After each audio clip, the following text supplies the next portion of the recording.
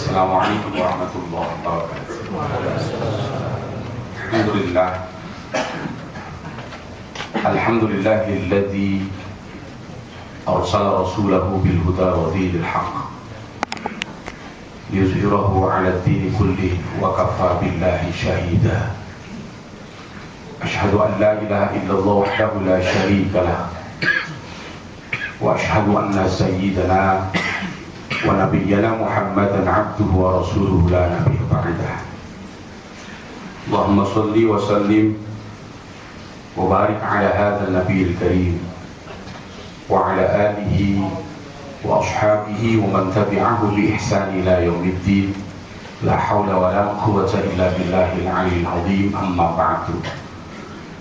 Hadirin jamaah salat zuhur yang selalu dicintai dan dimuliakan oleh Allah Subhanahu wa Ta'ala.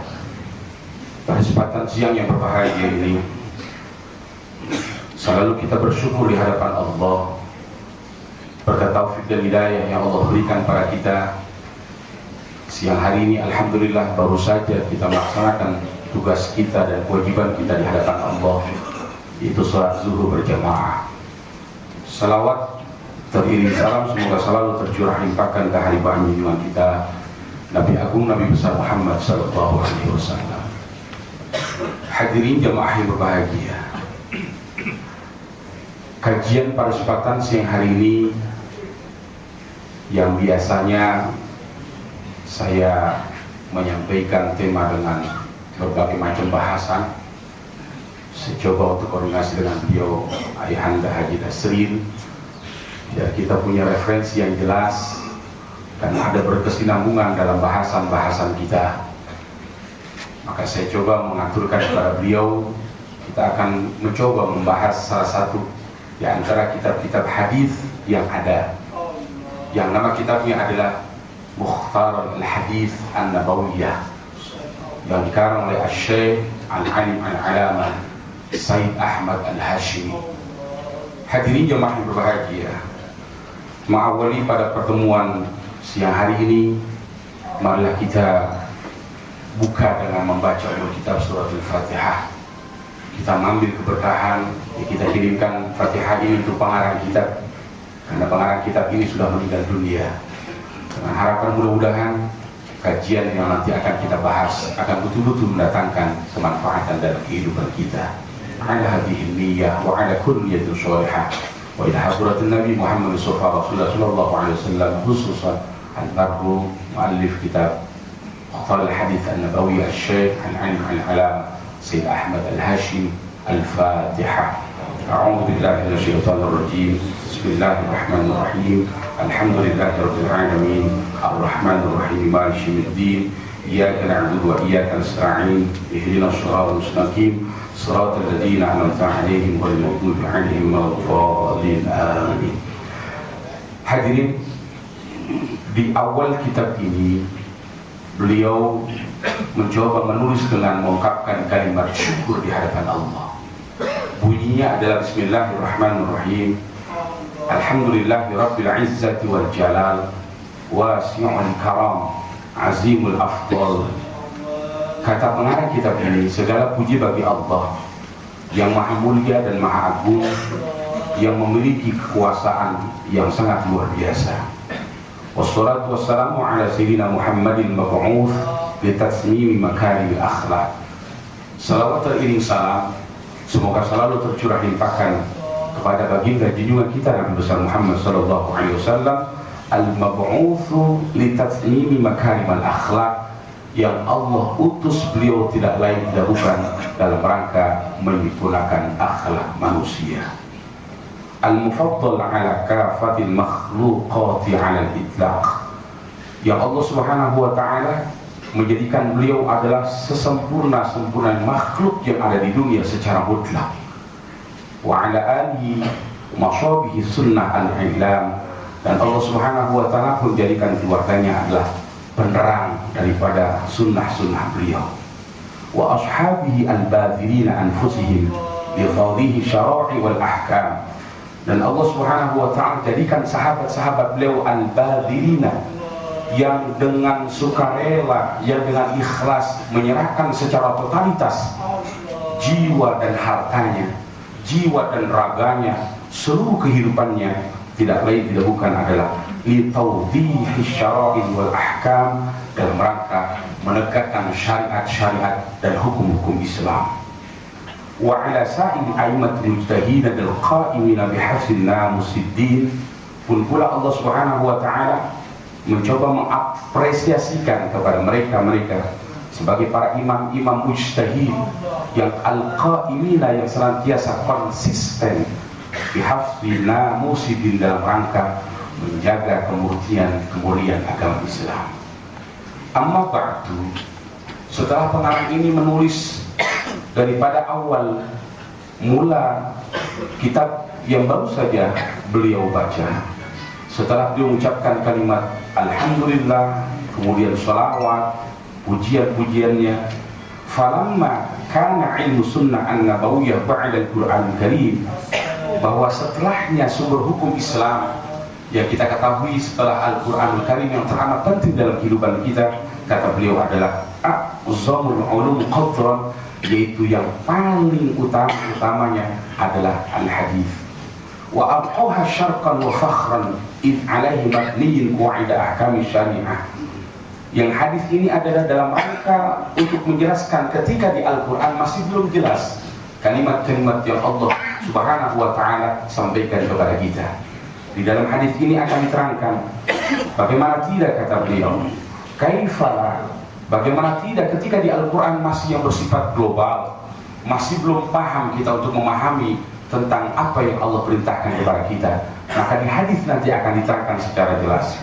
Kata beliau, kaifala, bagaimana tidak, wa masdaru mu'ammal la yantiqu 'anil hawa, sumbernya hadis ini tidak lain tidak bukan adalah dari manusia yang tidak pernah keluar ucapannya kecuali adanya wahyu dari Allah Subhanahu wa taala. In huwa illa wahyu yuha, kata Allah dalam firman-Nya, apa yang keluar dari mulut baginda Rasulullah sallallahu alaihi wasallam tidak lain tidak bukan adalah wahyu yang Allah turunkan kepada kita. Hadirin jamaah yang berbahagia. Kemudian pengarang kitab ini memberikan satu hal kepada kita yang teramat penting. Fahuwal mufassiril kutub, bahwa Al-Quran yang Allah Subhanahu wa taala turunkan kemudian dijelaskan kembali oleh baginda Rasulullah SAW sebagai pentafsir Al-Quran yang sangat luar biasa hebatnya. Wa innama nafaqan nabila nabihi ar-rabbi, karena apa? Karena yang dikeluarkan oleh baginda Rasulullah lewat ucapannya dan mulutnya itu semuanya tidak lain tidak bukan karena perintah Allah Subhanahu wa taala. Wa hibtu hina mathala'ati kutubul hadits as-sittah as-sahihah, dan mengkarang kitab ini mengambil referensi-referensi penulisan-penulisannya adalah dari sumber-sumber kitab-kitab yang sudah jelas yang kita kenal dalam ilmu pondok pesantren, kutubus sittah, jumlah kitab yang jumlahnya ada 6 yang sudah terjamin kesahihannya. Di antara kitab-kitab 6 yang beliau sebagai referensi adalah di antaranya kitab yaitu At-Tirmidzi, kitab Al-Bukhari Muslim, kitab An-Nasa'i, kitab Ibnu Majah, kitab Ibnu Abu Dawud, kitab Al-Muwatta, kitab Al-Jami' As-Shaghir, dan kitab Al-Jami' Al-Kabir. Ini ada merupakan runtutan-runtutan dari pengambilan kitab yang nanti akan kita bahas. Kemudian kata pengarang kitab ini bahwa namanya kitab ini adalah kitab Al-Hadits An-Nabawiyah Mukhtar Al-Hukm Al-Muhammadiyah, yaitu hadis-hadis dari baginda Rasulullah yang dipilih dari berbagai macam sumber, mustamilan ala ma tamassa ilaihi al-hajah al-ijtima'iyyah wa tad'u ilaihi al-jami'ah al-islamiyyah murattaban ala hurufil hijai, biar memudahkan dalam memahami dari hadis nanti yang akan kita bahas. Pengarang kitab ini mengurutkan hadis bukan berdasarkan daripada bunyinya hadis, tetapi yang diurutkan adalah berdasarkan huruf awal hadis itu berbunyi, artinya berdasarkan huruf abjad atau dalam bahasa Arabnya adalah murattaban bil hurufil hijaiyah, itu berdasarkan huruf-huruf hijaiyah yang diawali dengan huruf alif. Hadirin jamaah yang dimuliakan oleh Allah, maka kita akan bahas untuk hadis yang pertama. Bismillahirrahmanirrahim. dari sahabat baginda Rasulullah yang bernama Anas bin Malik radhiyallahu anhu bahwa Rasulullah sallallahu alaihi wasallam bersabda, "Ati babal jannah yaumal qiyamah fa astaftihu fa yaqulu al-khazin man anta fa aqulu Muhammad fa yaqulu bika umirtu an la aftahtiha li ahad qablaka." Rawahu Imam Ahmad. Hadis yang pertama berbicara tentang Allah Subhanahu wa ta'ala memberikan keistimewaan kepada baginda Rasul. Namun sebelum kita bahas keistimewaan yang disampaikan oleh pengarang kitab ini di hadis yang baru saya baca, ada keterangan yang lain yang berbunyi Bismillahirrahmanirrahim. Innallaha ta'ala akrama Nabiyu sallallahu alaihi wasallam bi khamsi karamati. Bahwa sesungguhnya Allah Subhanahu wa ta'ala memberikan kemuliaan kepada baginda Rasulullah sallallahu alaihi wasallam di antara kemuliaan-kemuliaan yang ada bi khamsi karamatin, dengan 5 kemuliaan. Apa yang pertama? Kemuliaan yang pertama yang Allah berikan kepada baginda Rasul adalah akramahu bil ismi. Allah memberikan nama yang sangat indah untuk baginda Rasul. Wa ammal ismu fanadahu bir risalah wa lam yunadihi bil ismi kama nada jami'ul anbiya. Dengan nama yang Allah berikan kepada baginda Rasul, maka di dalam Al-Qur'anul Karim pada saat Allah Subhanahu wa ta'ala memerintahkan baginda Rasul, maka Allah Subhanahu wa ta'ala panggil Nabi bukan dengan panggilan kalimat ya Muhammad, tetapi kalimat yang dipanggil dengan panggilan gelar beliau. Di antara contoh yang Allah Subhanahu wa ta'ala sampaikan dalam Al-Quran, Allah berfirman Bismillahirrahmanirrahim, ya ayyuhar rasul balligh ma unzila ilaika. Allah saja yang menciptakan kita, Allah saja yang menjadikan dunia dan seisinya. Memanggil baginda Rasul tidak pernah dengan kalimat ya Muhammad, tapi dipanggil dengan kalimat ya Rasulullah, atau kalimatnya ya ayyuhan rasul.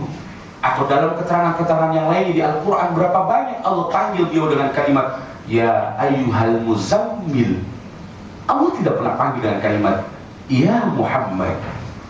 Beda ketika Allah Subhanahu wa ta'ala panggil nabi-nabi yang lainnya, ya Musa, ya Daud, ya Isa, ya Ibrahim, langsung dipanggil dengan panggilan namanya. Tapi beda dengan baginda Rasulullah sallallahu alaihi wasallam. Inilah salah satu keistimewaan yang Allah berikan kepada beliau, baginda Rasul. Yang kedua, bahwa baginda Rasulullah sallallahu alaihi wasallam diberikan keistimewaan oleh Allah wal jism, dengan anggota tubuhnya. Wal jismu nada da'an nabi syai'an fa'ajaba wa nafsi wa lam yaf'al dhalika lisa'il anbiya. Allah Subhanahu wa ta'ala memberikan keistimewaan kepada baginda Rasulullah sallallahu alaihi wasallam ketika apa yang diinginkan oleh baginda Rasul, maka Allah Subhanahu wa ta'ala langsung kabulkan. Contoh, suatu hari sahabat beliau yang namanya Abu Qatadah ikut perang karena terkena yang namanya lemparan panah. Kemudian mata Abu Qatadah itu sampai terlepas, kalau bahasa kita sampai copot, yang sehingga matanya itu sampai berada di pipinya. Baginda Rasulullah SAW langsung berdoa pada saat itu dengan kalimat, bahasa mudahnya, ya Allah, kau kembalikan mata Abu Qatadah sebagaimana sedia kala. Dengan izin Allah Subhanahu wa ta'ala, tanpa menunggu proses yang lama, langsung Allah kembalikan mata Abu Qatadah menjadi seperti tanpa ada bekas cacat sedikit pun. Hadirin, ketika nabi-nabi yang lainnya berdoa di hadapan Allah, tidak langsung Allah kabulkan. Contoh bagaimana ketika Nabi Allah Nuh alaihi salatu wassalam, ketika bagaimana orang-orang yang telah diajak untuk beriman di hadapan Allah 900 tahun lebih, pengikut Nabi Nuh tidak kurang daripada 100 orang. Terbayang oleh kita berapa tahun harus beliau korbankan jiwa dan raganya dalam rangka mengajak untuk bertauhid di hadapan Allah Subhanahu wa ta'ala. Dalam kondisi yang Nabi Nuh, bahasa orang sekarang sudah tidak kuat. Nabi Nuh sudah dalam kondisi yang yang putus asa mungkin bahasa kita, karena setiap manusia di atas tidak pernah mau, setiap manusia di atas tidak pernah ikut. Nabi mohon di hadapan Allah agar diberikan musibah, tapi Allah mencoba menyabarkan kepada Nabi Nuh, "Hai Nuh, janganlah kau berputus asa, ajak terus manusia." Yang pada akhirnya hadirin jemaah dimuliakan oleh Allah Subhanahu wa taala, bagaimana ketika kaum Nabi Nuh ditenggelamkan dalam salah satu bandang banjir yang besar. Itu pun melalui proses yang lama. Allah perintahkan kepada Nabi Nuh untuk menanam yang namanya pohon. Yang pohon ini nanti akan digunakan untuk membuat yang namanya perahu. Terbayang oleh kita berapa tahun itu yang namanya pohon yang kecil bisa menjadi besar. Tujuannya apa? Biar Nabi Nuh senantiasa terus menjalankan apa yang diperintahkan oleh Allah. Sabar. Ya. Hadirin jemaah dimuliakan oleh Allah Subhanahu wa taala. Baginda Rasulullah SAW walaupun diberikan keistimewaan seperti itu, tapi mohon maaf, beliau tidak pernah sombong. Suatu hari ada cerita yang pantas kita renungkan. Ketika para kaum Quraisy, mereka meminta kepada paman beliau yang namanya Abu Thalib. Kata orang-orang kafir Quraisy ngomong begini, "Hai Abu Thalib, ponakanmu," Rasulullah ada ponakannya, ya, itu telah menyebarkan agama yang tidak sesuai dengan nenek moyang kita. Kau panggil itu yang namanya Muhammad untuk berkumpul di hadapan kita. Kata Abu Thalib, "Saya akan panggil keponakan saya." Ketika Muhammad dipanggil, Nabi Muhammad SAW dipanggil oleh pamannya yang bernama Abu Thalib. Datang itu Nabi Muhammad. Mohon maaf, ketika Abu Thalib sedang duduk di kursi, sementara orang-orang kafir duduk di bawah, itu yang namanya Nabi Muhammad menghampiri langsung pamannya. Apa kata mereka? Tuh Abu Thalib, coba lihat tuh, nggak punya yang namanya etika, songong. Ya, saya aja yang selama ini dekat dengan kau nggak berani duduk di samping kau, tapi dia, ya belum tahu apa-apa udah berani duduk di sampingmu. Itu nggak pernah ada akhlaknya, nggak pernah ada etikanya. Orang yang begitu menyampaikan agama, bagaimana benarnya? Apa kata Abu Thalib? "Hai, tahukah kau, orang yang berani duduk di hadapanku pasti akan membawa ajaran yang tidak pernah salah." Hadirin jemaah dimuliakan oleh Allah. Ketika Nabi Muhammad sudah ada di samping pamannya Abu Thalib, Abu Jahal yang ada pada waktu itu, dia bilang kepada yang namanya Muhammad, "Hai Muhammad, kalau memang kau betul-betul adalah utusan Tuhan, mampukah kau memberikan satu bukti kepada kami?" Apa kata Rasulullah? "Andai kata aku nanti mampu memberikan bukti kepada engkau, apa konsep yang kau lakukan kepada kami? Kami akan beriman kepada engkau, kami akan melaksanakan segala perintah engkau." Kata Rasulullah, "Baik, apa yang kau inginkan?" Itu orang-orang kafir sudah mencoba merencanakan bagaimana menjatuhkan baginda Rasul. Kata Abu Jahal, "Hai Muhammad, di luar tempat kita duduk ini ada bongkahan batu yang besar. Kalau memang betul-betul engkau adalah utusan Tuhanmu, mampukah engkau mengeluarkan batu yang besar itu, sebuah pohon, yang pohon itu bukan hanya dia muncul di batu, tapi pohon itu mampu menjulur terus sampai di angkasa, ke kanan dan ke kiri, dia punya daun yang lebat." Kalau menurut pikiran kita nggak mungkin, mustahil. Ya, batu, di dalam batu disuruh keluarkan yang namanya pohon, kan gila itu pertanyaan itu. Ya. Ada bongkahan batu yang besar, dia bilang, "Muhammad, kalau kau memang betul utusan Tuhanmu, mampukah kau keluarkan itu yang namanya pohon dari batu, yang bukan hanya keluar itu yang namanya pohon, tapi dia mampu terus memanjang sampai tidak terlihat oleh manusia, yang bukan hanya sebongkah yang namanya pohon, tapi pohon itu juga memiliki yang namanya daun. Mampukah engkau?" Apa kata baginda Rasulullah? "Insya Allah." Hadirin, pada saat dalam kondisi yang bingung menurut kita mungkin, datang malaikat Jibril menghampiri baginda Rasulullah sambil berbisik, "Ya Rasul, la tahzan, jangan kau bersedih. Allah memang sudah ciptakan itu batu yang ada di depan rumah ketika kau sekarang sedang berkumpul. Di dalamnya sudah Allah siapkan yang namanya pohon, yang pohon itu nanti pasti suatu saat akan muncul atas perintah." Hadirin, Ketika baginda Rasulullah SAW berdoa di hadapan Allah, memohon di hadapan Allah agar di dalam batu itu keluar yang namanya pohon, dengan izin Allah muncullah yang namanya pohon. Yang pohon itu tidak 1 meter, 2 meter, tapi terus menjulur ke angkasa, yang sehingga manakala manusia melihat sudah tidak terlihat lagi mana ujungnya, saking tingginya. Apa kata baginda Rasul? Wahai Abu Jahal, bagaimana dengan apa yang aku lakukan? Emang dasar orang kafir. Kata Abu Jahal, Muhammad, kalau engkau memang mampu mengeluarkan itu yang namanya pohon dari batu, kemudian mampukah engkau mengembalikan lagi itu pohon masuk ke dalam batu sehingga batu dalam kondisi yang semula? Memang dasar orang kafir gila.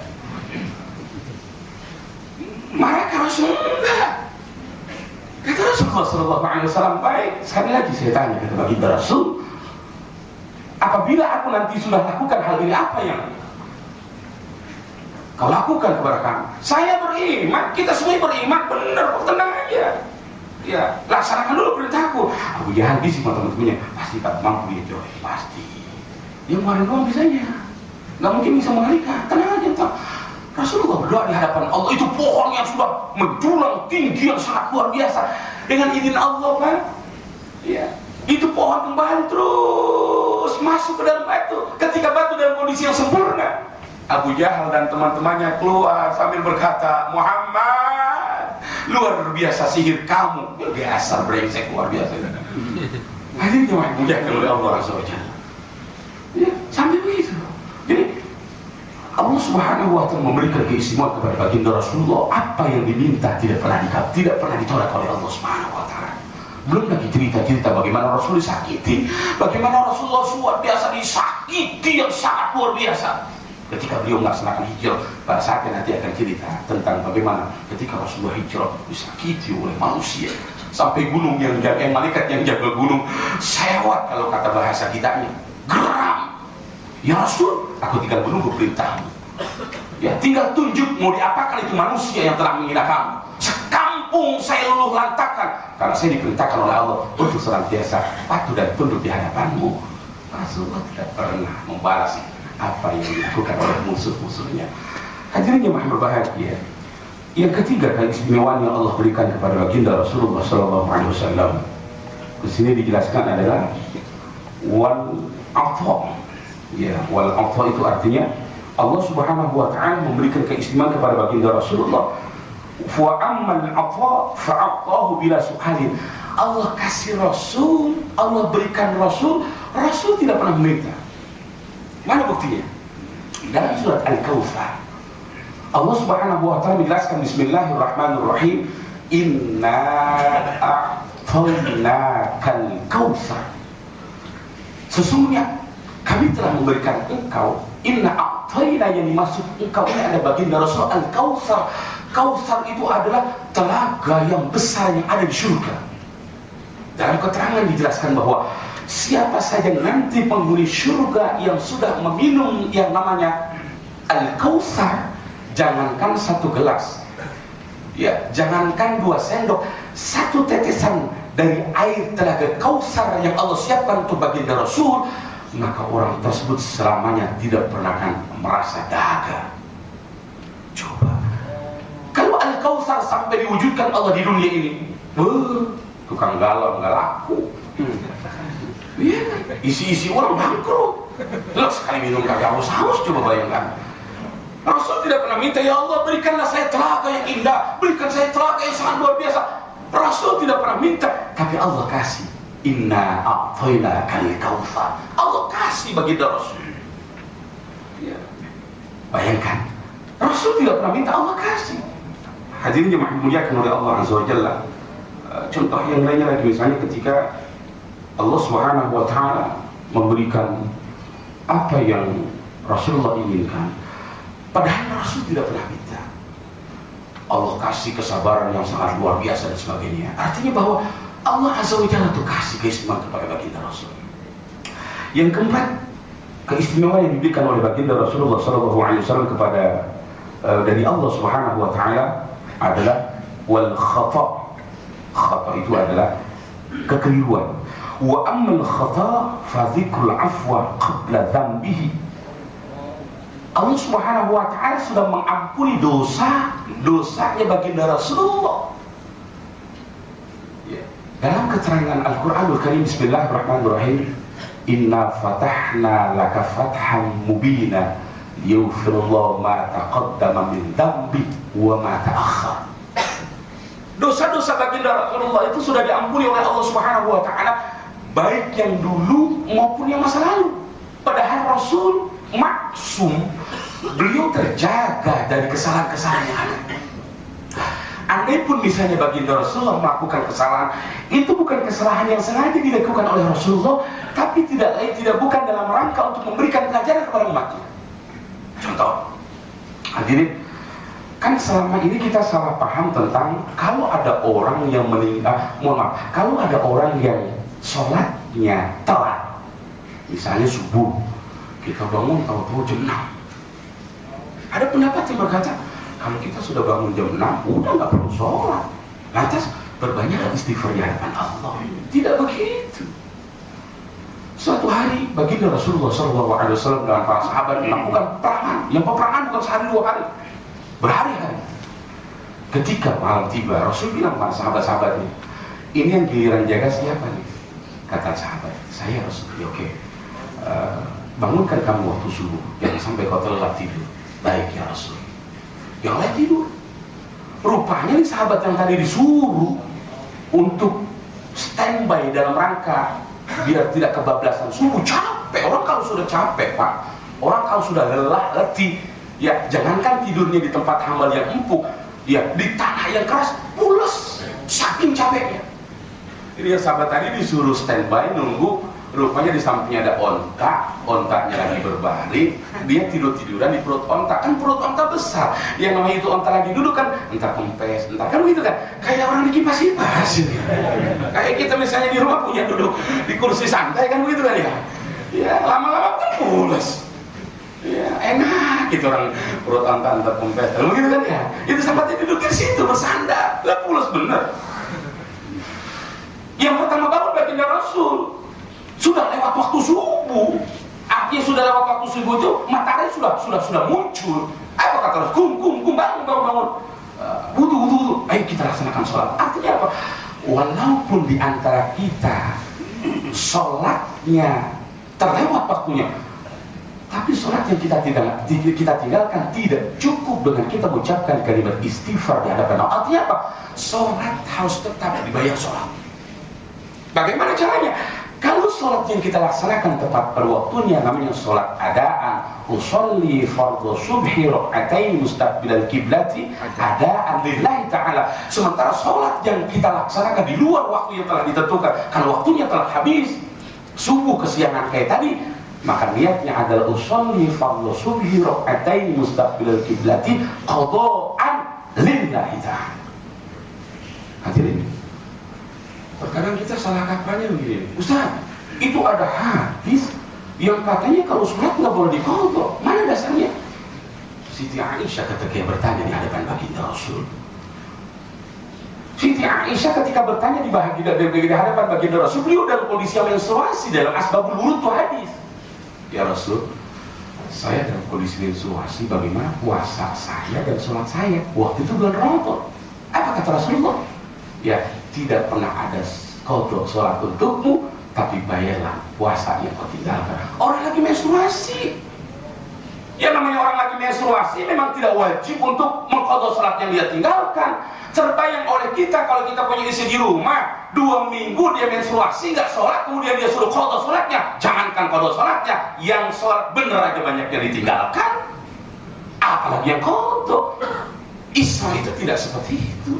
Jadi dalam redaksi hadis yang tadi saya sampaikan, yang mohon maaf kita nih salah kaprahnya seperti itu. Loh, Rasul pernah berkata bahwa Rasul nggak bilang untuk qadha sholatnya bagi menstruasi. Emang laki-laki punya menstruasi? Nggak ada. Jadi Siti Aisyah dalam kondisi menstruasi nanya, ya Rasul, bagaimana sholat saya, bagaimana puasa saya? Kata Rasulullah, qadha yang namanya puasamu, tapi tidak pernah ada qadha untuk sholatmu. Kenapa? Beliau dalam kondisi menstruasi. Ini kesimpulannya bahwa sholat yang telah kita tinggalkan sampai kapanpun wajib kita qadha. Pertanyaannya, saking semangatnya, Pertanyaannya, Ustaz, saya mulai sadar nih kalau bahasa anak muda insaf. Baru belakang-belakangan ini, waduh, saya masih mudanya, ya Allah, sholat, entar enggak, banyak enggaknya ketimbang sholatnya. Gitu ya. Bagaimana caranya? Qadha wajib. Caranya bagaimana, Ustaz? Setiap selesai melaksanakan sholat 5 waktu, laksanakan qadha. Sampai kapan? Sampai menurut kita sholat yang kita tinggalkan terbayar. Emang waktunya hanya habis sholat yang enggak? Kapan aja? Wah, pas hari Minggu emang kagak ada kemana-mana nih. Iya, arisan nggak ada, undangan nggak ada. Wah, maisi mah hari Minggu ini jangan kuat kemana-mana. Apa khusus untuk qadha sholat? Berapa rakaat, Pak? Sebanyak-banyaknya. Boleh, sah. Kenapa gimana? Ketika sholat yang kita tinggalkan, Pak, sampai kapanpun kalau sholat itu belum kita qadha, di hadapan Allah masih belum ada gantiannya. Ustaz, bagaimana hukum sholat sunnah yang kita kerjakan? Itu sholat sunnah fungsinya untuk nambel. Yang namanya nambel kan kagak banyak, Pak. Baju kita nih bolong dikit, ditambel lah kalau robeknya sampai separuh. Artinya bagaimana? Sholat yang pernah kita tinggalkan, mau tidak mau harus dan wajib kita qadha. Hadirin jemaah dimuliakan oleh Allah, inilah pentingnya. Nah, kembali yang saya sampaikan bahwa baginda Rasulullah SAW, ketika beliau melaksanakan kesalahan, melakukan kesalahan, udah diampuni oleh Allah. Iya, Rasulullah sudah diampuni oleh Allah. Artinya Rasul tidak pernah punya salah. Kenapa? Seluruh tindak laku baginda Rasul, perilaku baginda Rasul, semuanya senantiasa diarahkan oleh Allah Azza wa Jalla. Sekali lagi, karena baginda Rasulullah adalah al-ma'sum, Rasulullah terjaga. Yang kelima, kata ulama-ulama kita, keistimewaan yang Allah berikan kepada baginda Rasulullah SAW, war-ridha. Wa amma ridha falam yuraddu alaihi fidyatun wala sadaqah wala nafaqah kama radda ala sa'il anbiya. Bahwa baginda Rasulullah SAW, Pak, ini boleh menerima yang namanya hadiah. Rasulullah SAW ini boleh menerima yang namanya nafkah. Kalau dulu di zaman sebelum baginda Rasul, nabi-nabi dulu gak boleh menerima apapun. Misalnya Nabi Musa dikasih, ya Nabi Musa ini hadiah, itu hadiah wajib dibakar. Sedekah wajib dibakar. Tapi Rasulullah boleh, bahkan Rasul bisa memberikan kepada orang lain. Mana contohnya? Ketika di bulan suci Ramadan ada anak muda yang baru nikah lapor di hadapan baginda Rasul. Ya Rasul, dalam hadis yang panjang, celaka saya. Oh, celaka ada apa? Musibah. Oh, bukan musibah lagi, Rasul. Jelaskan. Ya Rasul, saya mau Ramadan nikah, alhamdulillah. Ya nanti pengantin baru, Rasul. Pas di siang hari, sama-sama pengen Nabi ini, saya minta Rasul. Kata Rasulullah, alhamdulillah, kau harus melaksanakan puasa syahraini mutatabi'aini, 2 bulan berturut-turut. Kata laki-laki, wah, 2 bulan Rasul, ini aja baru berapa hari kebon Rasul, apalagi 2 bulan, gak sanggup sih Rasul. Kata Rasulullah, ya udah kalau gak sanggup, kamu di rumah punya apa? Gak punya apa Rasul? Gak punya apa-apa. Oh, kata Rasul mati, anak muda miskin gak punya. Dan gak punya apa-apa, belakang kan gitu kan. Ya udah, Rasul masuk ke dalam, disiapkan yang namanya gandum. Kata Rasulullah, nih, kau kasih sedekah kepada orang-orang yang paling tidak mampu di dekat rumah kamu sebagai ganti daripada yang namanya kafar kamu. Senyum-senyum anak muda ngomong, ya Rasul, di kampung saya kagak mampu, saya doang. Yang nggak mampu dia doang tuh. Apa kata Rasul? Ya udah bawa pulang, nikmati sama istrimu, tapi jangan keulangi lagi ya. Artinya Pak Rasul kasih. Artinya dimuliakan oleh Allah. Di zaman Nabi-Nabi sebelum baginda Rasul, Nabi Isa misalnya, Musa contohnya, nggak boleh. Kalau ada Nabi dulu sebelum baginda Rasulullah menerima tuh hadiah, menerima yang sedekah, wajib dibakar. Tapi baginda Rasulullah bisa. Itu salah satu keistimewaan. Nah, keistimewaan yang selanjutnya yang dijelaskan dalam kitab ini, apa kata Rasulullah SAW? Ati babal jannah yaumul qiyamah. Aku nanti akan datang di hari kiamat ke depan pintu surga, kata Rasulullah. Fa'astaftihu, aku minta bukakan pintu yang namanya surga. Kalau bahasa kita, Assalamualaikum, bukain pintu dong. Ya. Fayaqulu al-khazin, yang jaga pintu surga nanya, karena masih dalam kondisi tutup, nggak sembarangan bisa masuk. Ya, yang jaga pintu nanya, man anta? Siapa kamu? Dan keterangan hadisnya, faqulu, aku berkata bagi Rasulullah, Muhammad, aku adalah Nabi Muhammad. Fayaqulu, berkata dia jaga surga, bika umirtu alla aftatiha li ahadi qablaka. Dengan sebab engkau wahai Muhammad, aku tidak pernah akan membuka pintu surga yang Allah perintahkan kepada aku kecuali engkau masuk terlebih dahulu. Walaupun kita sebagai umat baginda Rasulullah SAW, umat yang terakhir yang tidak pernah akan ada lagi umat selain kita, insya Allah kita nanti umat Muhammad paling pertama masuk ke dalam surga, kalau masuk surga. Berarti kalau umat Nabi Muhammad adalah umat yang pertama masuk ke dalam surga, ketika nanti umat baginda Rasulullah masuk ke dalam neraka, juga umat Nabi Muhammad SAW. Coba, bagaimana umat-umat Nabi Allah Adam, Nabi Nuh, Nabi Hud, Nabi Saleh, belakangan diproses kita dulu. Keistimewaan yang Allah berikan kepada kita. Jadi nanti Nabi Muhammad datang di pintu surga, ketok-ketok pintu. Ya bahasa kita ditanya, siapa kamu? Saya Muhammad. Kata penjaga pintu, aku diperintahkan oleh Allah, jangan sekali-kali kau buka pintu surga kecuali yang datang pertama adalah masuk ke dalam surga kekasihku baginda Rasulullah SAW. Hadirin jemaah dimuliakan oleh Allah, mudah-mudahan duduk kita di tempat ini dalam rangka untuk kita bertakarrub di hadapan Allah, mendekatkan diri kita pada Allah lewat kajian-kajian pada kesempatan siang hari ini akan senantiasa berguna dan kehidupan kita yang pada akhirnya kita akan lebih semangat dan rangka untuk melaksanakan ibadah di hadapan Allah Subhanahu wa Ta'ala. Ini saja hadis yang pertama sebagai pembukaan yang saya sampaikan. Sebelum saya akhiri ada tambahan sedikit bahwa insya Allah kalau tanpa ada halangan tanggal 15 Oktober berarti hari Selasa kita akan melaksanakan hari raya Idul Adha. Hanya ingin mengingatkan bahwa berkurban itu adalah sesuatu hal yang wajib menurut Al-Imam Abu Hanifah.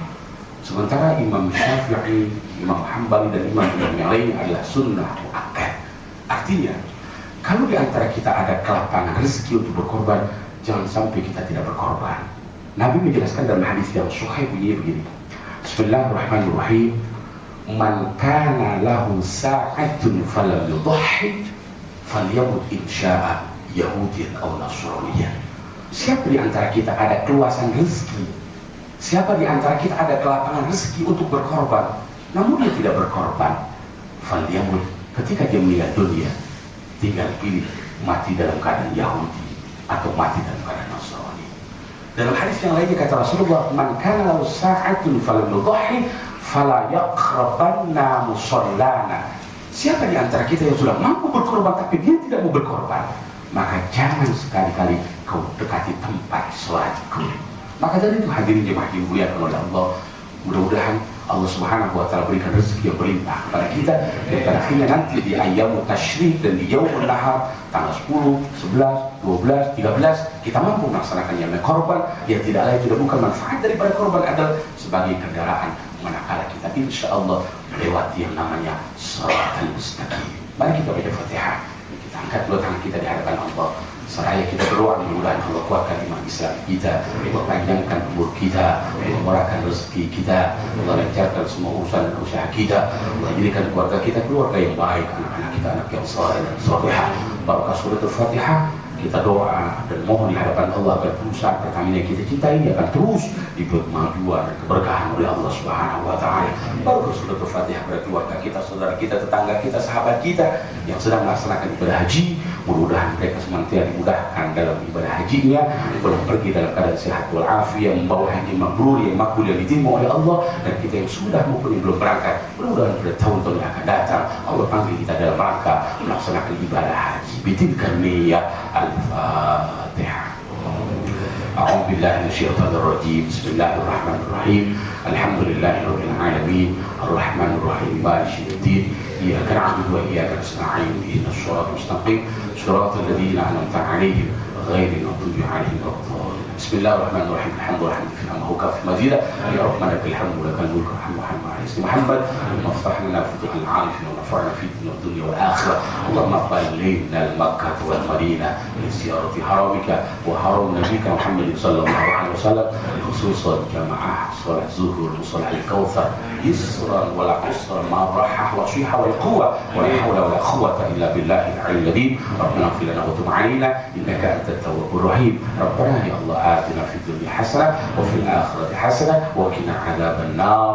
Alhamdulillah Rabbil Alamin. Demikian yang bisa sampaikan, insyaallah materi kitab Mukhtasar Hadis An-Nabawiyah di hadis yang kedua kita akan menyambut pada bulan yang akan datang. Demikian, billahi taufiq wal hidayah. Wassalamualaikum warahmatullahi wabarakatuh.